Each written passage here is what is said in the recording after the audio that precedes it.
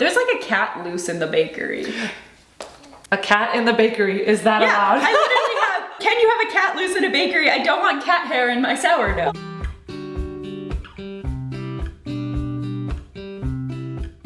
Hey guys, welcome back to Crows Before Bros. I'm Randy. I'm Lauren. And this is our kooky little channel where we talk about books. This is kind of our holiday video. We're not very festive yet because we're filming it super early, so I don't have my tree up yet. That is true. We didn't really do Halloween though either. That's we didn't true. dress up in Halloween costumes for Halloween. So maybe we're just like, this is our Grinch year. The only holiday I'm celebrating this year is Arbor Day. Yeah. You know what? I love that. Plant a tree, folks. This book did not put me in a festive spirit.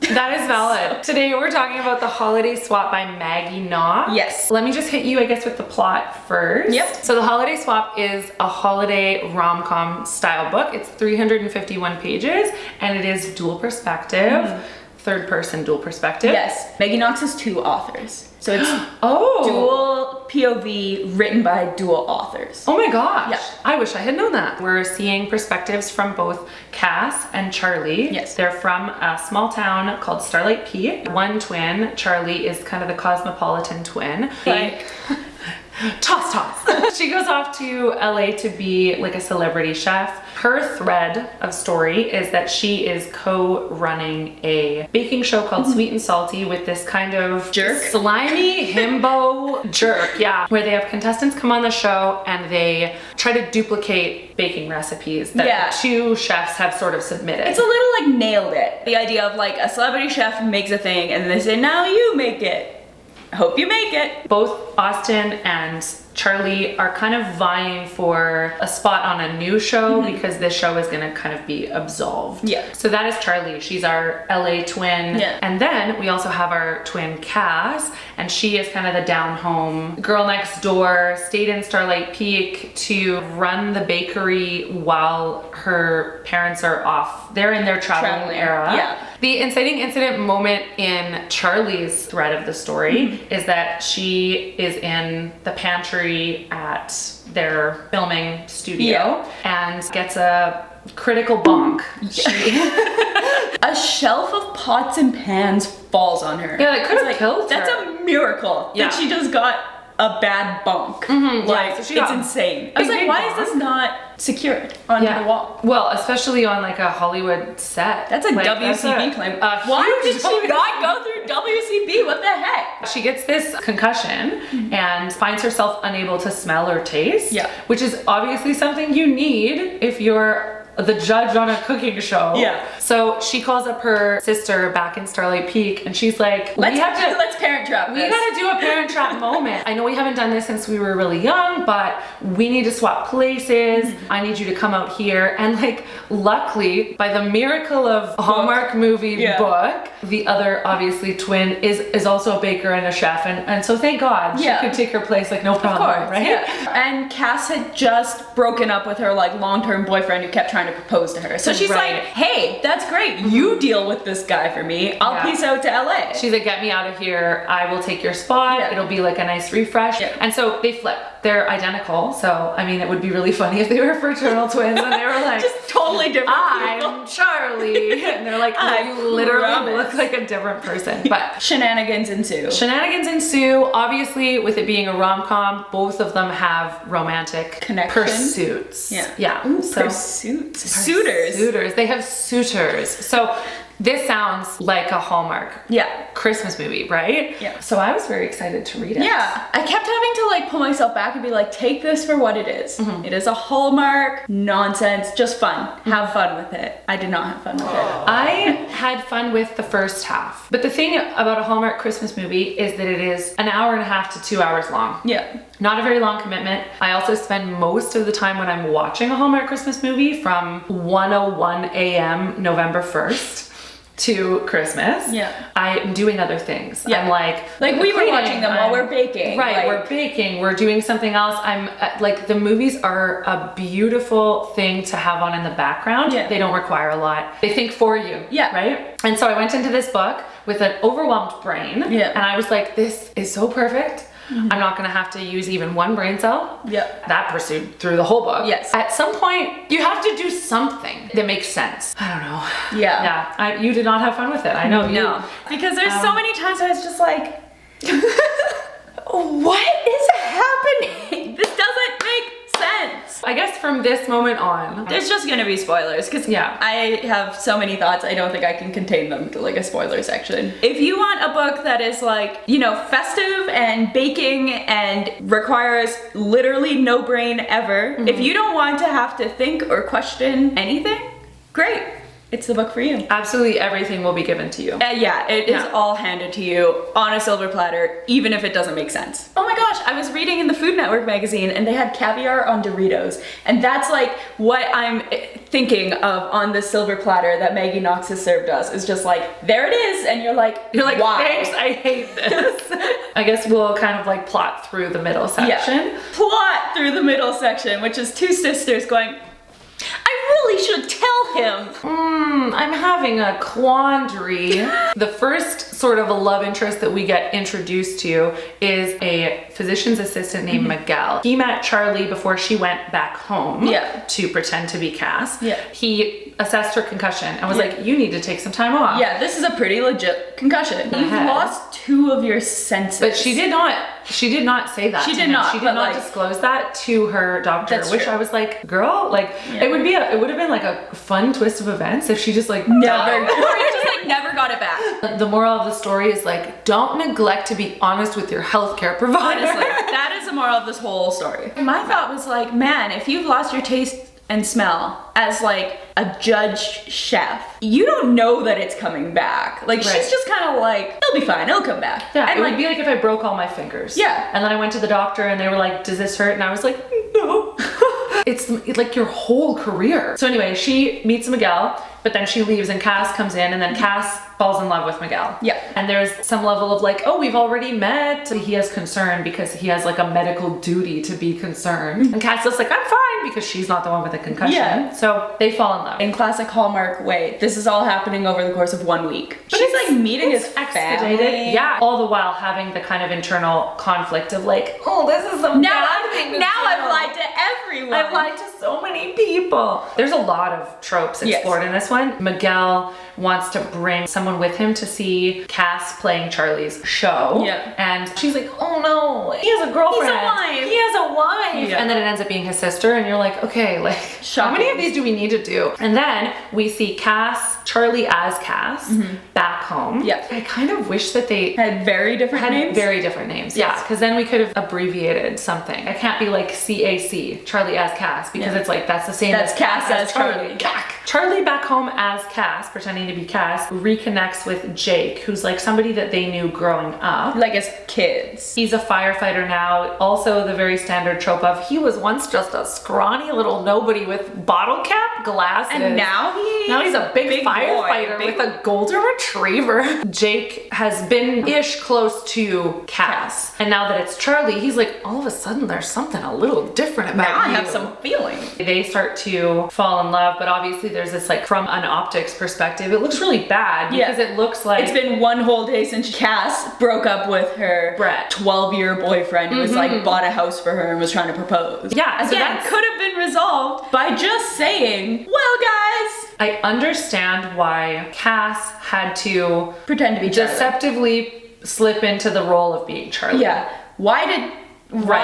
It doesn't need to be that way, right? She could have come back and been like, actually, I'm Charlie. Like, Cass had to go on a trip or something. She didn't even need to fully disclose what it is that is going on to this small little podunk town that they live in. Like, they don't care. Even if she told them the truth, they probably wouldn't have cared. Yeah. Nonsense. I think as an adult reading this book, I was like, I get a bit of an ick around the idea of like, you are kissing someone who thinks that you're somebody else. It's one thing if, you know, it maybe happens one time, you're like, oh no. I feel like that truth would probably spill out of that first intimate moment. Yeah. I'm trying to put myself in the shoes of these characters and I'm like, if I had been back home and I kissed Jake and we had this moment where it was like, this feels so different. Like, I've always just seen you as a friend. Talk about the opportunity to tell him. Be like, actually, I have to be honest with you. Like, even if if she doesn't tell everybody in the town, like maybe confide in the guy that you're starting to like. Maybe they're trying to create a little bit of conflict because there's some level of like, this is not like a forever thing, but still it's kind of unethical. Yeah, well, and you'd think that if the argument is like, I'm not going to stay here, it would be more ethical to like not pretend to be the person who's living their whole life in this town. Right. That could have been solved like pretty quickly, even with the Brett thing. You know, Brett was like, why are you all of a sudden so cruel and cavalier with our very, very long-term relationship? And she's like, it's over. Yeah, you suck. Because she could have immediately just been like, well, the truth is the reason why I'm being so cold is because I'm not actually Cass. Yeah. It has problems. Yes, I have categorized my problems into 3 umbrella problems. Okay, give them to me. My first umbrella problem is plot. The plot could have been resolved in so many ways along the way. I think a lot of the plot just like didn't really make sense, but also there's like all these freaking B plots, like under plots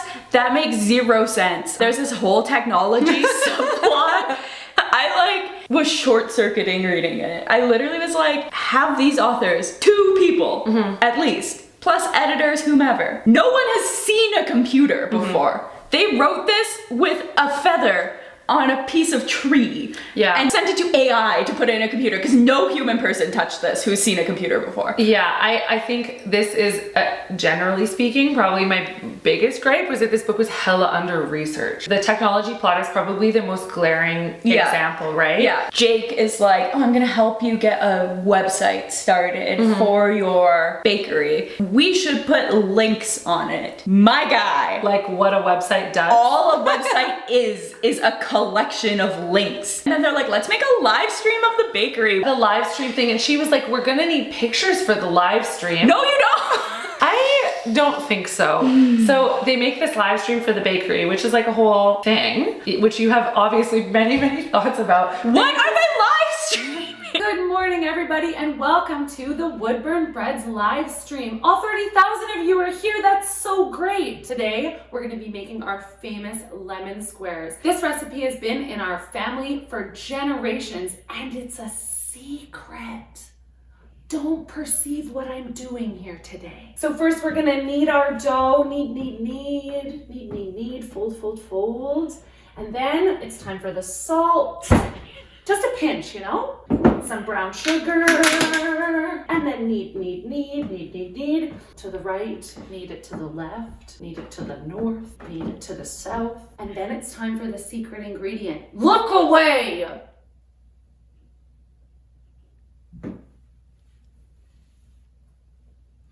And we're done. Thanks so much for tuning in. Don't tell your friends. When they first said, we're gonna have a live stream, I was like, okay, so are you having a live stream of like your bakery prep? Which would be at like 4 in the morning. Right. And it's just somebody kneading bread for 6 hours. And then I was like, okay, if they're not doing that, then they're doing like cafe ASMR of like customers coming in and buying things. But like, can you do that? Like, that seems like a whole legality thing in and of itself. And the idea of like streaming people who haven't agreed to be on stream. Later you find out like, yeah, they are streaming the prep work. The author tells us 30,000 people are watching this live stream. Well, because it's like Friends meets the Great British Bake Off, but it's like they just told us that. We didn't see any of it. Well, and the other thing too is the 30,000 people watching their live stream in the middle of the damn night. Yeah. The inconsistency that ties into that is that the whole entire time I'm thinking, how come Woodburn Breads doesn't have more global traction? Like Charlie, who is a celebrity chef, is like, it's like her family's business. Yeah. Their bakery at home would come up at some point. Some point that like people would know about it, and all of a sudden it's like, bam, 30,000 people are watching the live stream. And I was like, where? Why? I had this thought right at the beginning of the book when they swap. Charlie says something along the lines of like, there's no reason for anyone in the world to ever suspect this. Does the world not know you have a twin? You're a celebrity chef. Surely you've probably posted about your sister at some point, or the family bakery, or done an interview where somebody asks you like, where did you get started with baking? And you're like, well, my grandparents opened up this bakery and my family's carried it on since then. Like, that's actually like, if I think about it, that's kind of like, that would be a really sneaky little like gotcha in real life. Yeah. It's like, what if I told you today that I had a twin? Wow, that would be wild. I don't know know about you, but like I've met identical twins. You can usually still tell them apart. I have many gripes. When I talk about it being kind of under-researched, the whole twins feeling each other's pain thing is like not a thing. No. When Charlie gets the critical bonk, 5 hours away in Starlight Peak, Cass is like, ow! There is some like intuitive whatever between just generally siblings. Yeah. But I'd say probably even more so twins. Yeah, but it's not like my pain travels 5 hours north to a small town to critically bonk you. Right. And then they do the same thing later in the book because then Cass gets a bonk, and that's so funny to me. So later in the book, is she not on a rampage of truth telling? Yeah, she goes to everyone in the town. She goes to Brett and she's like, my sister was a jerk to you, but I still don't like you very much, but also let's be friends. And he's like, yes. And then she goes to Sharon and she's like, you're a town gossip and you need to grow up. And Sharon's like, okay. She goes to find a Christmas gift for Charlie, can't find one. And then she's like, well, there's a blizzard rolling in that's keeping my parents. Let's go on a hike. Let's go for a long hike. It literally says the words long hike like 7 times. And then she's like, but I can make it quick. No, you cannot. She's like trying to climb a mountain and come back down. And so then this part of the book was such a weird tonal shift. Yeah. Because she just falls, bonks her head, and then just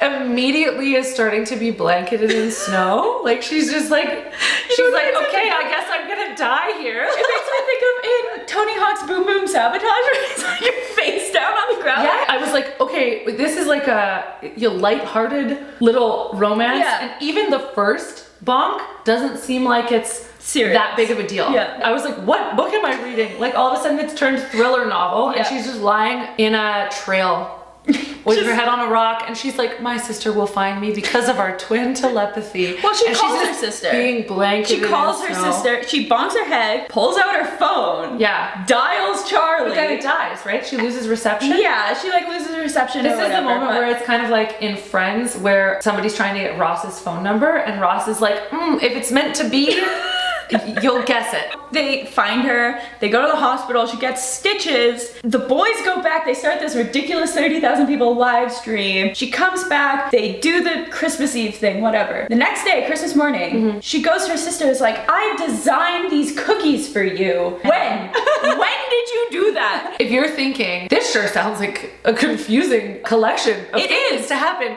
It was. I want to double back and just chat about the live stream that kind of is one of the big conflicts that happens in the middle of the book. Brett comes into the cafe while the computer is streaming. Yeah. How is she not aware of this? The kid, Walter, is like, hey, live stream's gone, just remember to turn it off. She is the highest class idiot. Truly. If I'm taking a video of like practicing something to watch it back later. You're never like leave it playing. I'm immediately aware that I'm being filmed. Yeah. You know what I mean? Yeah. Like, I just can't even imagine making this kind of slip to not remember that you're being perceived on a live stream online by many people. Yeah. Brett walks in, she completely forgets that the camera's rolling, which is like unrealistic, unhuman. Right? Absolutely decimates Brett and the town. Nobody stays here. You're just a loser who stays here. Yeah. And she was so mean to him. Yeah. You know, justice for Brett. He was a little weird and like maybe a little possessive, but I think he was like doing his best. From Brett's perspective, they've been dating for like 12 years or something. I think it's reasonable if he like talked to her about moving forward with more commitment type things like marriage and getting a house together and whatever and like starting their life. For him to be like, can we do that? And her being like, I need more time. At a certain point, you as Brett might be like, hi, like, but you're wasting my time. That sets up Cass to be like quite unlikable. Both of the twins I think are pretty unlikable. I think this actually pivots into complaint number 2, which is characters. Charlie is described by everyone as, you know, boss babe. She's so strong, she's so confident, she handles conflicts. All we see from Charlie is her being like, oops, I almost dropped a cupcake. The worst. I hated her. She doesn't know anything. And like the whole time you get the vibe of like she's just waiting for like the boy to come in and like help her with all these things. And then she's like, don't take a photo of me. This is Cass's thing. And I was like, I don't believe that you're conflicted. The only conflict we see her handle is her absolutely decimating Brett. Which is like not the right handling way. it well at all. Yeah, like, not the right way to handle it. And then I didn't really like Cass. I maybe like Cass a little more. I think she was not great to Brett, but I think like the rest of the novel, I was like, I can at least see where you're coming from. Like she comes back, she's pissed at Charlie, and I'm like, that's fair. That's fair. Charlie Yeah. like absolutely Ruined your life. bungled this whole situation. Yeah, Like, and Charlie was like, wait, you ruined my chances on the show? And she was like, you ruined my whole reputation in the town that I live in? and you weren't getting that job anyways. Like, Yeah. I didn't do anything. I did my best, and I Yeah. stood up for you. I liked Cass more, but I still felt she was flat. I think both boys were just boys. They were romance boys. They were big boys. Yeah. They were nice boys. Faye was very like archetypical grandmother character. Yeah. Again, this is a book where I think I like the dog the best. Yeah. Sharon. I was like gobsmacked to find out at the end of the book that Sharon was their age. Yeah. Here's the thing. It says at the beginning of the book that Sharon went to high school with them. And then the rest of the book, she's described as like, You think she's a boomer? like a boomer, like a town gossip. She just goes around spying on people and spreading hearsay So it was across kind the of town. like, for me, I was like, do I have a reading comprehension problem? Like, But what is it? But I think you're right. It's like a writing description problem. In terms of other characters that we see, the book would have been the exact same book if the twins' parents were dead, Yep. were not in the book at all. Yeah. I think- no characters were good characters. in general, yeah, the characters all sucked. Sasha is the boss, right? Yeah. Sasha is really unlikable Yeah. through the whole Everyone's unlikable. But then at the end, then all of a we sudden all it's love like, her. well, and the author literally says, I think this is the true Sasha. So that was your second gripe, was characters. Yeah. Agreed. My final gripe is just writing style of this book. I recently read a statistic that's like 20% of Americans read it like a 5th grade level or lower. So I'm like, I want books to be accessible. But you can have a book that's accessible and still well written. You Yeah. can have a book that's accessible and still makes sense. So much of this book was the author just telling us everything. In fact, there was one place where she actually spelled out achoo for a sneeze. And I was like, do we need to do this? It was like, achoo. She sneezed. Here's an example of them just like telling things. Cass and Miguel go to a restaurant. Yes. The chef knows Miguel because of course he knows Miguel. And he says things like, poor Miguel, will he be alone for life with only his work and his surfboard for company? And all those baking cookbooks. Oh, why show us? When the chef can just walk in and be like, oh, he likes surfing and he likes baking. And he's alone. He's alone. I have things like, I like his passion, Cass said. That's important in a chef. And maybe it's something in my life and Starlight Peak has been lacking. There's so many good ways that you could say this, right? Like, you could say it like, Cass reflected on her own time at Starlight Peak and really started to wonder, like, what is she doing there? You didn't have to be like, am I lacking purpose? I have a note that's like, author really missed an opportunity to make me hungry during all the food things. They go to this fancy dinner. This is usually the part of books that I love, when it's like the food and they're like describing them. So good. Here's the food description in this book. First they brought zucchini blossoms, then a salad with green and red lettuce and shavings of cheese. So simple and yet so perfect. Then bowls of ribollita, a bean and vegetable soup that was uncomplicated yet somehow flavorful. What flavor? Who knows? You just listed things. Like, that's not the same as describing that's things. like a grocery list. Yeah. Yeah. That's how you order. There's no life. That's my complaint. It was steaming. It was, I like, you know. one of my annotations in this book is just like, this whole book feels like mush. On the writing, I just think a lot of things were inconsistent. Like, it makes it seem like the twins are maybe close. And then they're like, but we But then haven't they're talked. Yeah. I honestly wonder if it would have made for a more interesting read if we had less of the branches, but if the twins did something different. Even if I it don't was know like- how to bake. If one of it was like a baker and one is like a chef. Yes. Like, not even, like, similar enough that you might think like, yeah, we could totally swap, but then when you get there, you're like, That's no, we where can't. some complexity Yeah. comes in. Yeah. Yeah. Conceptually cute, but the ending. Yes, I was gonna say there's one more thing we have to talk about, and it's the ending. So Oh it's my important gosh. to recognize that Jake loves his dog Bonnie, which is great. We love a boy who loves his dog. So this is the second book I've read this year where the main character has a love interest who she then finds out had like a custody battle and is like, oh my gosh, I'm not, you know, how do I Prepared feel to be about a that? mom, I'm not prepared yeah. to be a mom. And then you find out the custody battle is that a couple broke up and they fought about who takes the dogs. I don't know, you know more about law because of your time on that game. Objection! More than as I a do. child and youth care worker, maybe. I used to go to family court like every day, dude. I feel like a judge has better things to do. Well, than do a custody battle over a dog. I think what they're probably getting at is the idea of like it's a custody battle, but they just kind of like Didn't actually argued go about to court. Yeah, because like why would they go to court? Okay, this is one of these examples where I take something too literally. Yeah, but then it's like, as somebody who's like experienced custody battles, like that sucks. That's not something to just casually joke about. Who's getting at the dog? Yeah, my dog is the same as your human child. Then that ties into the ending. Jail. Redacted. Jail. I could have gone without reading the last chapter of the book. Yeah. The last chapter of the book is a flash forward to a year later. Yeah. If you don't even read it and you think to yourself, what could I put in an epilogue that's just gonna piss everyone off? A surprise pregnancy. Yeah. I think the way that they do the thing where it's like, here's a dog treat. Jake, my love, your Christmas present. A dog? I'm not a dog. I don't eat biscuits. No, it says big sister. Oh, like you got me a dog? No, it says like big sister. Hey guys, who told her about the dog that I got her? No, like big sister. Get it? Oh my God, you ate a dog?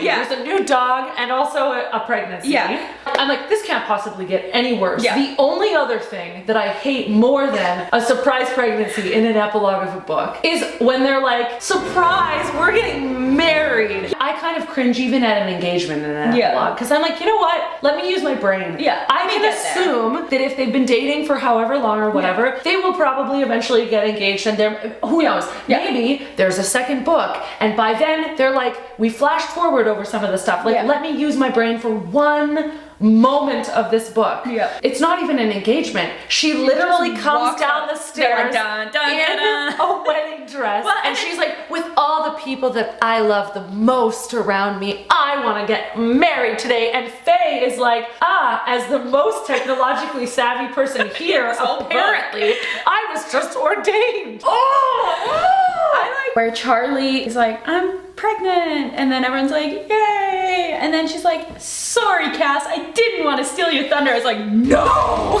Yeah, I hated it. Yeah. I was like, this ending alone, for star ratings.